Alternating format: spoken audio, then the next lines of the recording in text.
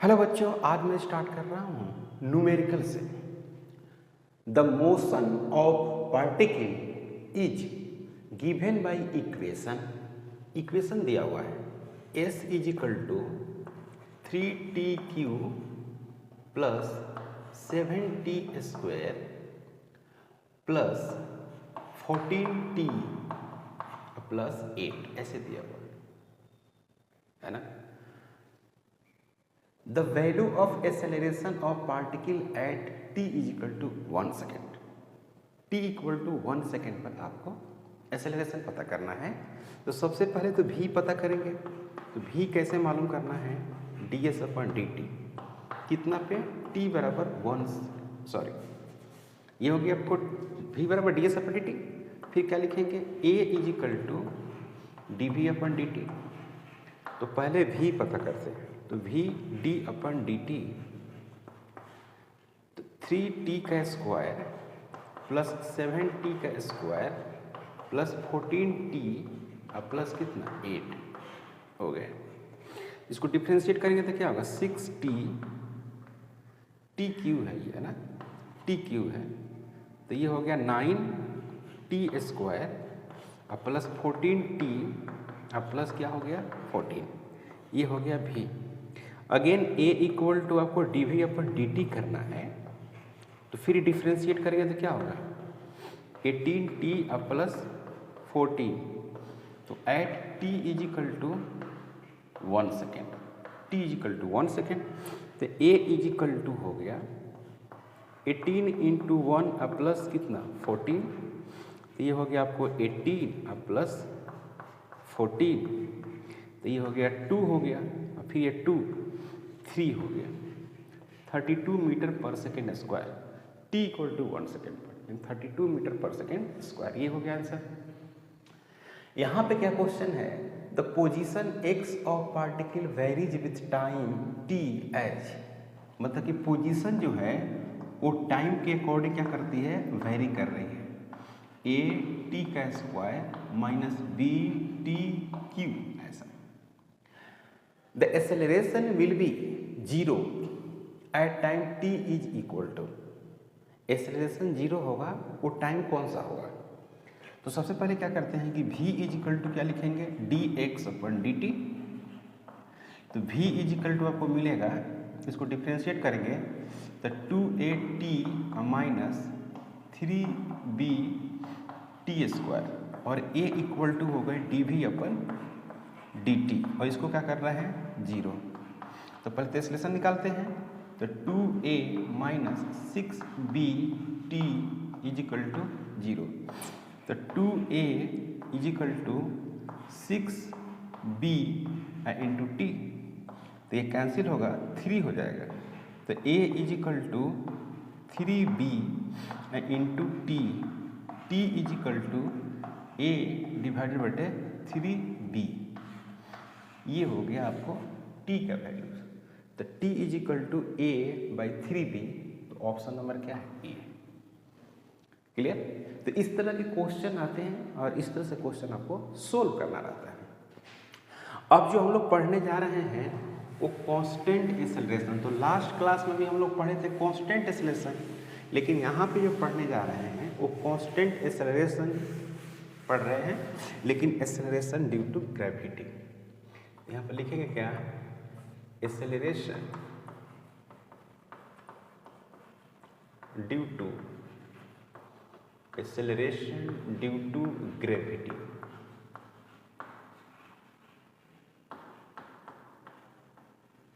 Acceleration due to gravity. तो यहाँ पर होता क्या है कि g small g is equal to g mass of earth divided बटे r का स्क्वायर।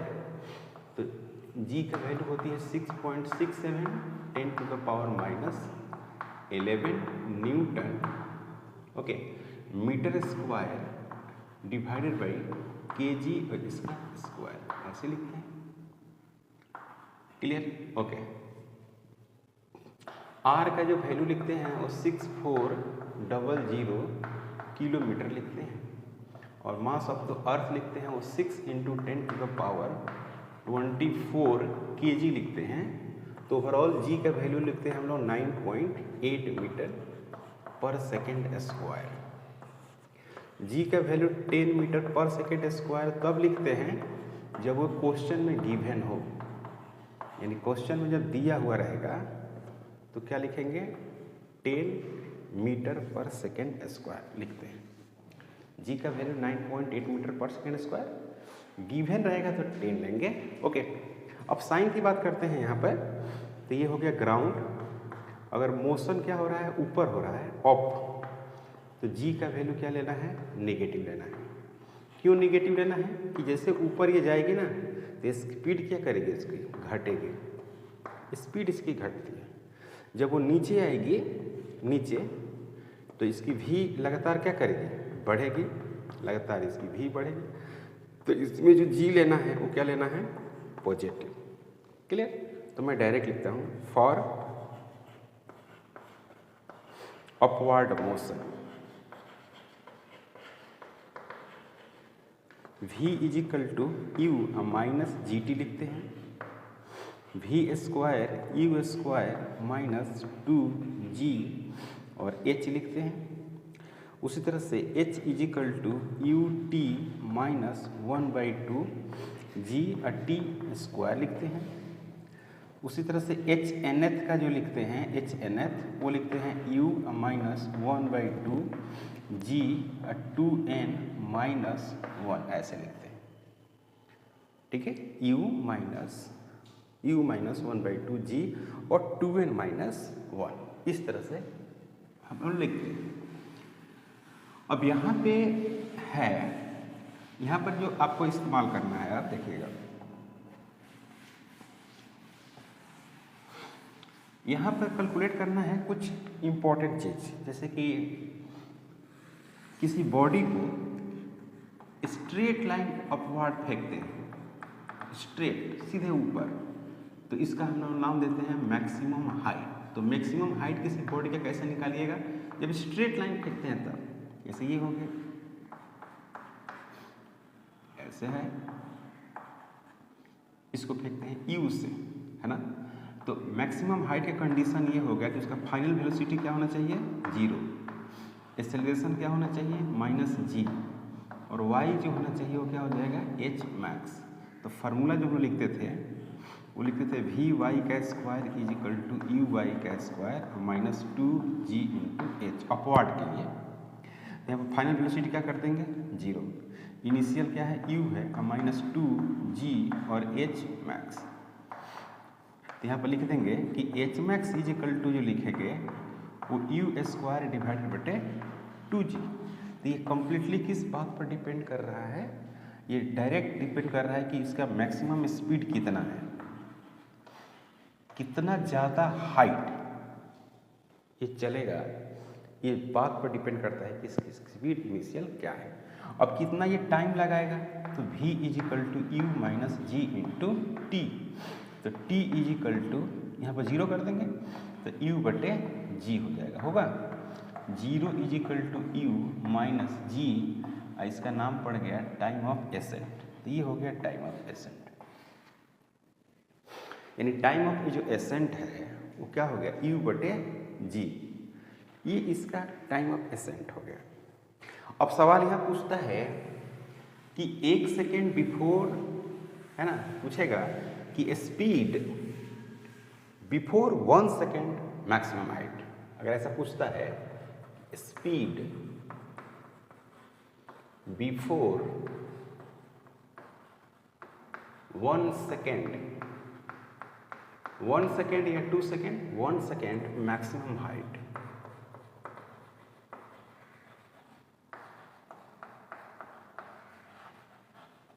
Maximum height. तो सबसे पहली बात कि जो v है dash 1 second, speed 1 second maximum height, speed before 1 second, before 1 second maximum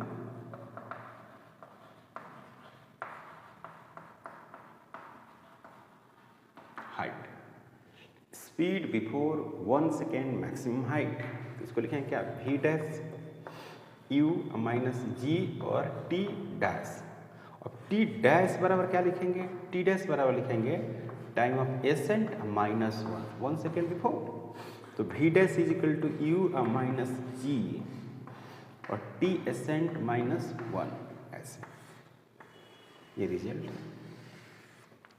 अगर हम टी ए का वैल्यू रख दें, टी ए का वैल्यू क्या लिखना है, यू बाई जी, यू बटे जी। तो we dash is equal to हो गया u minus g, t dash के बदले लिखेंगे यू बटे जी माइनस 1। तो यहाँ पर लिखेंगे u minus g into u divided बटे जी प्लस जी। तो ये और ये कैंसिल, फिर यहाँ से ये कैंसिल, तो जी आ गया, कांस्टेंट आएगा, है ना। क्या आएगा भाई जी, कांस्टेंट वैल्यूज मिल रही है, जी का वैल्यू कांस्टेंट होती है। तो ये बहुत अच्छा कंसेप्ट है, कंसेप्ट बहुत अच्छा है ना। तो ये रहा अपवर्ड मोशन का। अब हम बात करते हैं क्या, डाउनवर्ड मोशन। डाउनवर्ड मोशन में कैसे लिखना होगा और क्या लिखना होगा ये समझेंगे। तो डाउनवर्ड मोशन देखो भाई, डाउनवर्ड मोशन, डाउनवर्ड मोशन, तो डाउनवर्ड मोशन में सभी पॉजिटिव होगा, है ना। डाउनवर्ड मोशन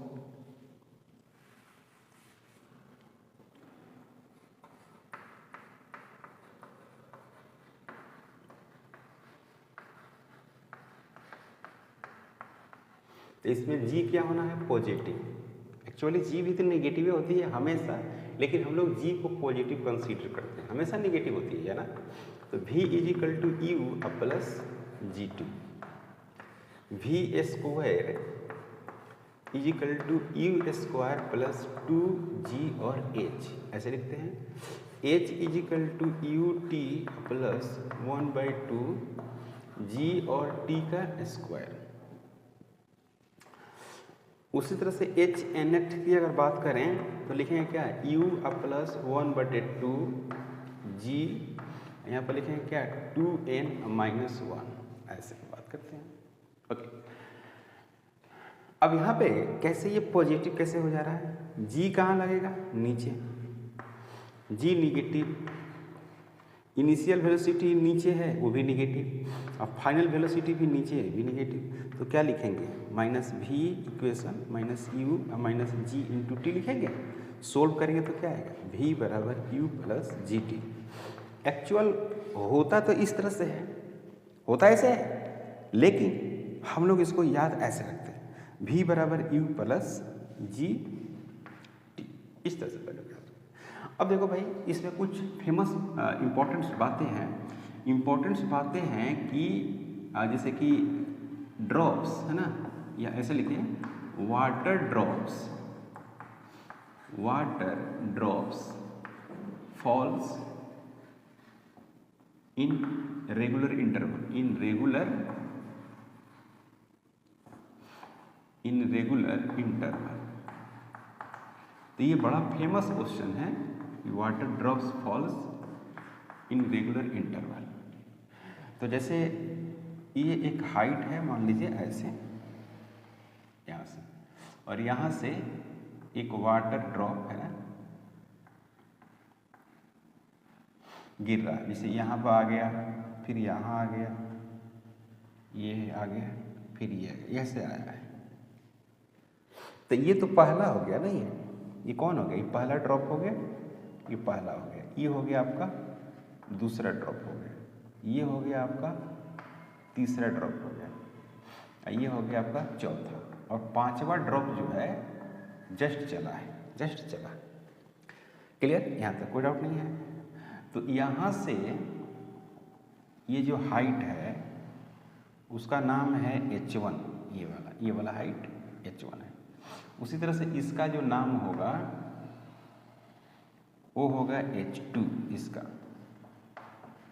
उसी तरह से इसका जो नाम होगा वो हो गया आपको h3 यहाँ तक, है ना।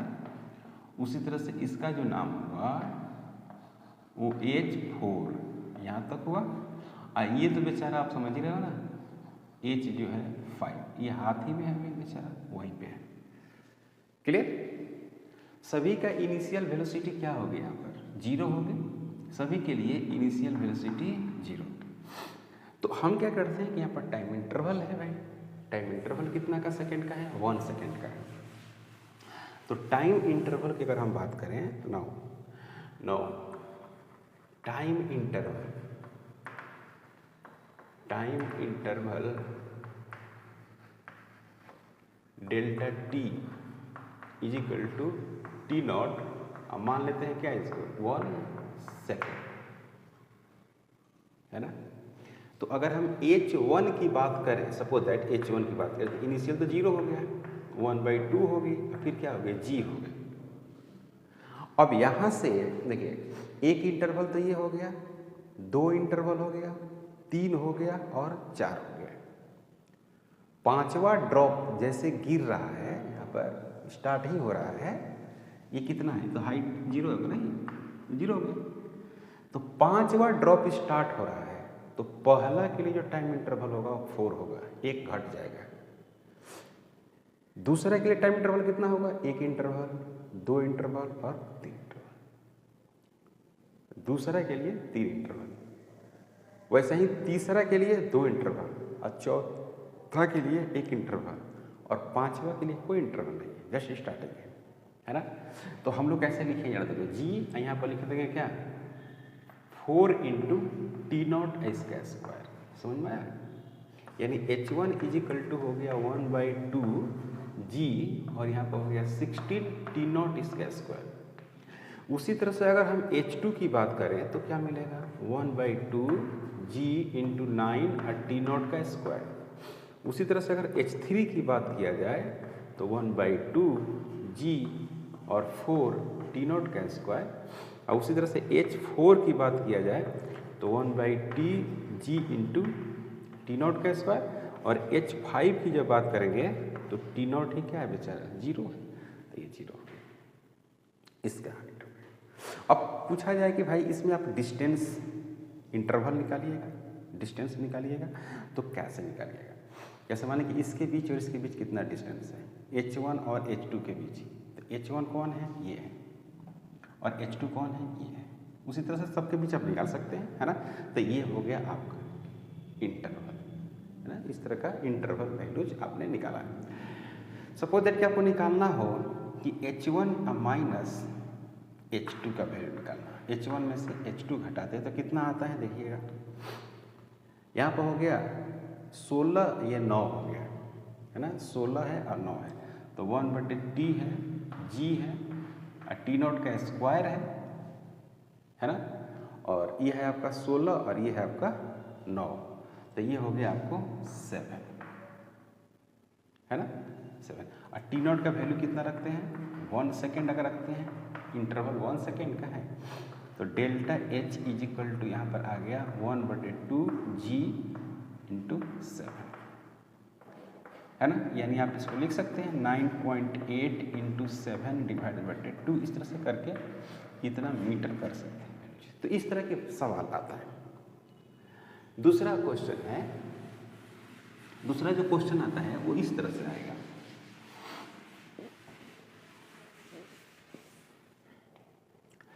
कि यहाँ पर एक टावर है, इस टावर का हाइट कितनी है?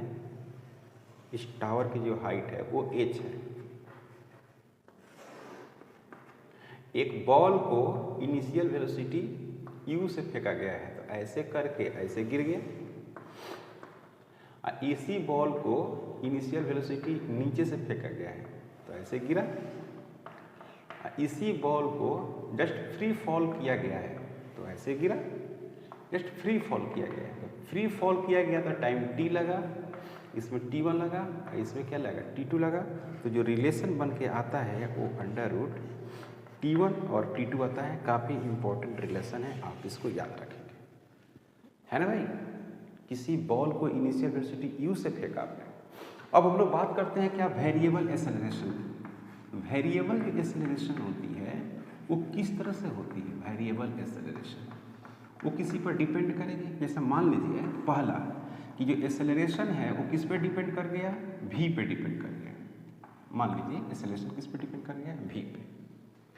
तो अब इससे हमको क्या निकालना है, एक तो v निकालना होगा, एक क्या निकालना होगा, s निकालना हो सकता है। तो पहला काम करते हैं v का, और बात करेंगे s का। ठीक है, तो इसको क्या लिखोगे भाई, dv/dt लिख दोगे। ठीक है, इसको v लिख देंगे, सही है। तो dv डिवाइडेड बाई कितना, v इज क्या हो गया dt, और ये अपना वैल्यूज हो गया। इसको क्या लिखेंगे, ln v लिखेंगे, क्या लिखेंगे ln v, यहाँ पर क्या लिख देंगे t। तो आपको लिखेंगे क्या, आपको v लिखिएगा तो e के पावर क्या होगा t। मतलब कहने का मतलब ये हुआ कि जो भी आपका आंसर आएगा v e के पावर t में आएगा, e के पावर समथिंग।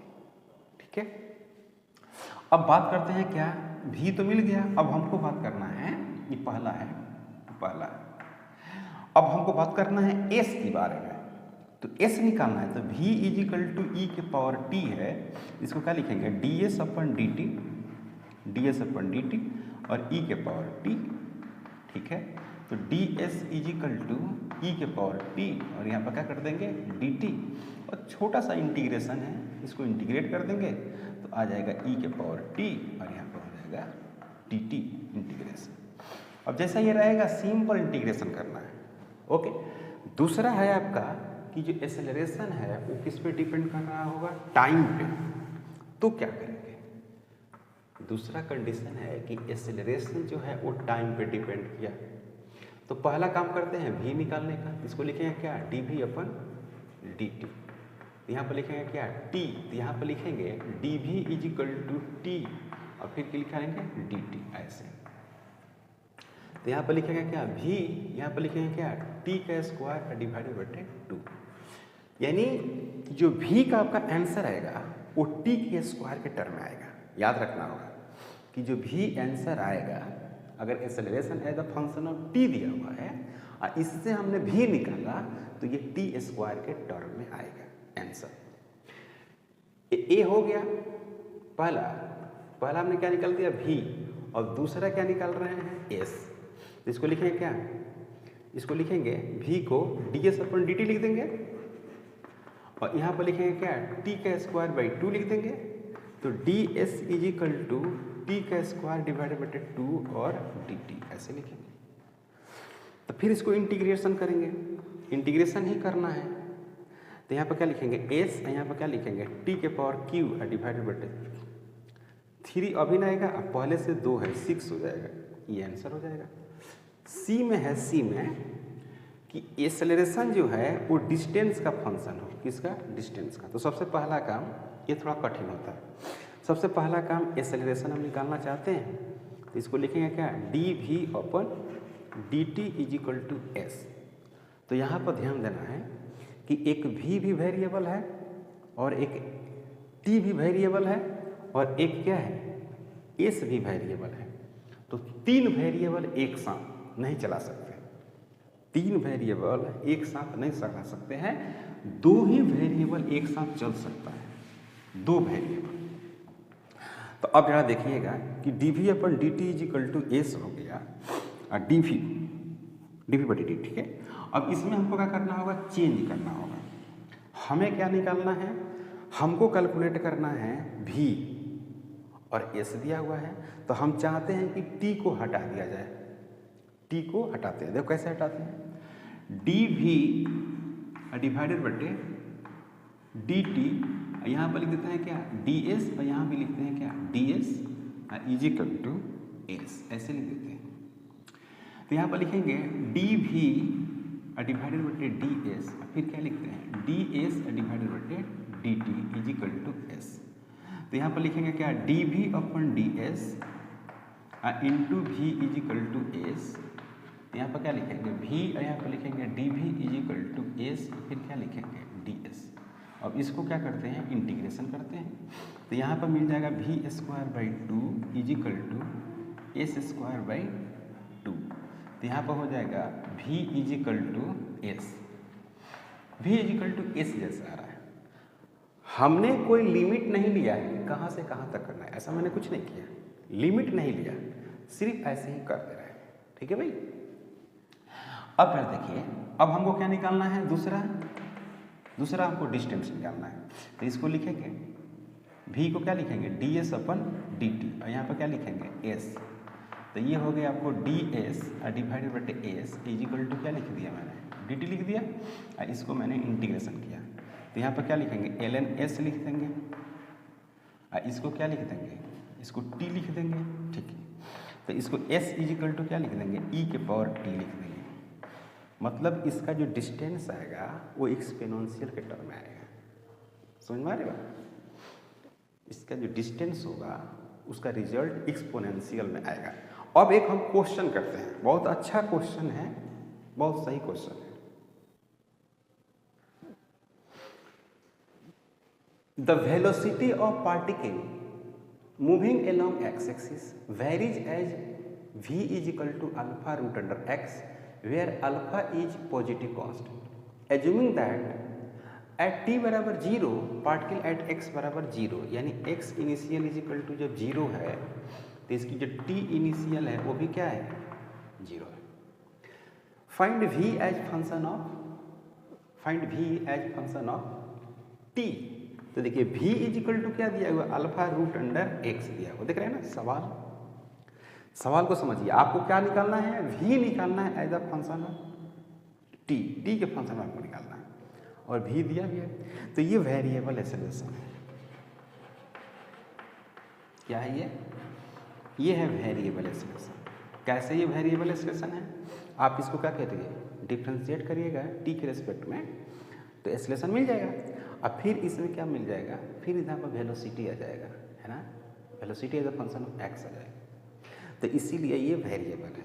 तो सबसे पहला काम ये करते हैं कि पहले x निकाल लेते हैं, t टाइम में। तो now x in time t time में पहले s पहला का। तो ये हो जाएगा v। तो v को क्या लिखते हैं हम लोग dx अपन dt लिखते हैं, क्लियर। dx अपन dt is equal to alpha root under x। तो इसको हम लिखते हैं क्या dx रूट अंडर x, और यहाँ पर क्या होगा अल्फा होगा, फिर क्या होगा dt होगा।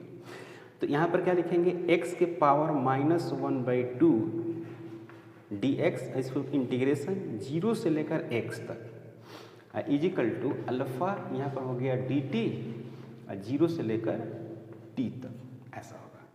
समझ में आई बात, ओके। तो यहाँ पर क्या करते हैं कि x के पावर -1/2 प्लस 1 डिवाइडेड बटे -1/2 प्लस 1, और यहाँ पर लिखेंगे क्या 0 से लेकर, है ना, x तक इज इक्वल टू अल्फा, यहाँ पर क्या हो जाएगा t 0 से लेकर कहाँ तक t तक। तो ये हो जाएगा कितना x के पावर 1/2, और यहाँ पर भी क्या हो जाएगा 1/2, 0 से लेकर क्या हो गया x is equal to alpha t 0 से लेकर t तक। इसको सोल्व करेंगे तो मिलेगा 2 रूट अंडर x मिल जाएगा, यहाँ पर मिलेगा अल्फा इंटू t मिलेगा। तो रूट अंडर x बराबर अगर हम सोल्व करें तो अल्फा t का स्क्वायर तो मिला, और डिवाइड बटे कितना मिला 2 मिला, सॉरी अल्फा इंटू टी मिला, है ना। रूट x बराबर जो मिलेगा वो मिलेगा अल्फा का स्क्वायर t का स्क्वायर डिवाइड बटे 4। अब यहाँ से स्पीड निकालना है, तो v इज इक्वल टू जो करेंगे वो क्या करेंगे dx अपन dt कर देंगे, है ना, dx अपन। तो v इज इक्वल टू हो जाएगा अल्फा का स्क्वायर इंटू 2t डिवाइडेड बटे 4, ये कट जाएगा। तो v जो मिला v वो मिला क्या alpha square into t divided बटे 2, ये हो गया आंसर, ये answer v is equal to alpha square into t divided बटे 2। ये हो गया आपका क्या है, ये आया स्पीड आया, स्पीड का वैल्यू हो गया 1/2 अल्फा स्क्वायर इंटू टी। अब हमको कैलकुलेट करना है एवरेज स्पीड। देखो भाई एवरेज स्पीड कैसे कैलकुलेट करते हैं, क्योंकि एवरेज स्पीड तो होता है कि टोटल डिस्टेंस बटे टोटल टाइम, ओके। तो दूसरा आपका है कि एवरेज स्पीड, तो v average is equal to हो गया टोटल डिस्टेंस बटे टोटल टाइम। तो x इज इक्वल टू जो आप कैलकुलेट किए हैं x इक्वल टू वो है आपको अल्फा स्क्वायर टी का स्क्वायर डिवाइडेड बटे 4 यानी आप ऐसे लिख सकते हैं s is equal to alpha का स्क्वायर इंटू टी का स्क्वायर डिवाइडेड बटे कितना 4। तो टी का जो स्क्वायर आप लिखिएगा तो क्या लिखिएगा एस इंटू 4 डिवाइडेड बटे क्या अल्फा का स्क्वायर। तो यहाँ पर होगा क्या t is equal to root under s into 2 divided बटे अल्फा, है कि नहीं। अब करना कुछ नहीं, यहाँ पर पुट कर देना और क्या। तो यहाँ पर क्या होगा v average is equal to s divided बटे 2 रूट अंडर एस डिवाइडेड बटे कितना अल्फा। अब इसको आप पुट करिए वैल्यूज को, यहाँ पर जब पुट करिएगा है ना, पुट करिएगा तो यहाँ पर क्या मिलेगा वी जो एवरेज होगा वी एवरेज वो अल्फा हो जाएगा और इसको क्या करते हैं इसको रूट के अंदर ले जा रहे हैं। तो यहाँ पर 2 मिला ओके, और यहाँ पर क्या मिल गया यहाँ पर मिला एस का स्क्वायर बटे एस। तो एक एस कट जाएगा तो 2 अल्फा रूट अंडर एस, यही तो वैल्यूज होना चाहिए। एवरेज जो स्पीड होगी वो ये आएगी alpha root under s divided बटे 2। 1 मिनट यहाँ पे गड़बड़ हो रहा है क्या, भी है टी का वैल्यू यहाँ पर है ये, तो हमको निकालना था टी, तो यहाँ पर हो गया 4 इंटू एस, ये सही है। फिर आया टी, तो t equal to root under s, यहाँ पर हो जाएगा रूट 2, यहाँ पर हो जाएगा अल्फा ओके। और यहाँ पर भी एवरेज, तो भी जो एवरेज है वो नीचे में 2 है ना, नीचे में क्या है 2 है बच्चों, नीचे में 2 रहेगा ना, ऐसा होगा ठीक है। तो यहाँ पर हो गया ये आंसर हो गया। देख लो सवाल ऐसे बनता है, लेकिन नीट में ऐसा क्वेश्चन कम आता है, ऐसा क्वेश्चन जेईई मेन में आता है ना भाई। इंटीग्रेशन डिफरेंशिएशन का लफड़ा है यहाँ पर, तो ये काफ़ी अच्छा क्वेश्चन है। अगर आप हमारे चैनल पर नए हैं प्लीज़ सब्सक्राइब करें, शेयर करें। मिलते हैं नेक्स्ट क्लास में।